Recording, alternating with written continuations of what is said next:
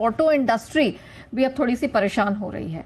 तो क्या है सरकार का रुख, इंडस्ट्री पर कैसा इम्पैक्ट पड़ेगा, ये जानवी से समझ लेते हैं। जानवी जरा बताएं क्या कारण है इतना चिंता का। बिल्कुल, हमने पिछले हफ्ते भी हाईलाइट किया था कि जब जैसे ही एक्सपोर्ट्स का क्रिटिकल एक्सपोर्ट्स के लिए बैन लगाया था चाइना ने, तो उसके बाद काफी जो सबसे पहले जो सेक्टर्स प्रभावित होंगे वो होते हैं ऑटो और वाइट गुड कंपोनेंट सेक्टर्स, दोनों ही सेक्टर्स। लेकिन अब अगर देखें तो ऑटो कंपनीज ने भी चाहे मारुति हो, टीवीएस मोटर्स हो, सबने अपने जो वार्निंग्स है वो जारी कर दिए। अब अगर सबसे पहले देखें तो बजाज ऑटो और टीवीएस मोटर्स दोनों ने ही ये जारी कर दिया है कि अब अगले जुलाई से अगर देखा जाए तो उनके पास प्रोडक्शन के लिए उतना उनके पास इन्वेंट्री नहीं है, तो आगे चल के दोनों ही कंपनीज के जो प्रोडक्शन है वो हैम्पर हो सकते हैं।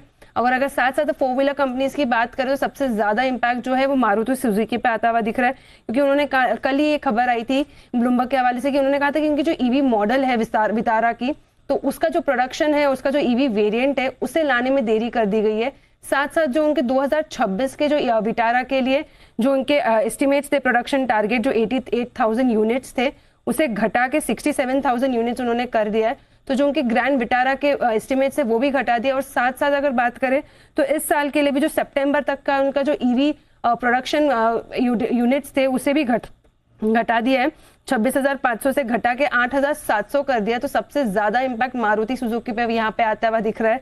साथ साथ अगर देखें तो बाकी सभी कंपनीज ने भी, चाहे हुंडई हो, उन्होंने भी अपने वार्निंग्स दे दिए। हालांकि हुंडई का ये कहना है कि बस 1 साल का इन्वेंट्री बैकअप जरूर है। लेकिन अगर देखा जाए तो कल ही एक इवेंट में पीयूष गोयल साहब ने स्विट्जरलैंड में एक इवेंट में उन्होंने एक क्रिटिकल मिनरल्स को लेकर जो सरकार की चिंता है उसके बारे में बताइए, देखिए क्या बताया उन्होंने। We are working on several other tracks to see the availability from alternate sources, to look at our Indian Indian Rare Earths Limited, providing the necessary materials to be able to speed up the development of our own products. And in a way, it's a wake-up call for all those who have become over-reliant on certain geographies. बिल्कुल, तो सरकार भी चिंतित नजर आ रही है और auto कंपनियों ने भी यहाँ पर एक एक करके वार्निंग जारी की है। मारुति सुजुकी में भी देख रहे हैं कि 0.5% की गिरावट है। सनी सर, आपका एक व्यू लेंगे इस पर। हालांकि सरकार बातचीत तो कर रही है और चीन भी इस पर विचार कर रही है, लेकिन इस पूरे मामले को आप कैसे देख रहे हैं, क्योंकि अभी भी डेवलपिंग स्टोरी है। कुछ ना कुछ यहाँ पर बड़े फैसले जरूर निकलते हुए नजर आएंगे, लेकिन कंपनियों की तरफ से जो वार्निंग आ रही है वो काफी चिंताजनक है। इसे आप कैसे देख रहे हैं?